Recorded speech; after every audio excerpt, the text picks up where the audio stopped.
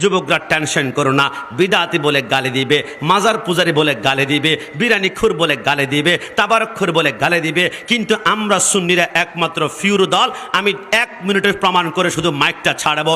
আমি যদি তোমাকে প্রশ্ন করি who is the founder of আহলে হাদিস, তুমি বলবে ইবনে তাইমিয়া।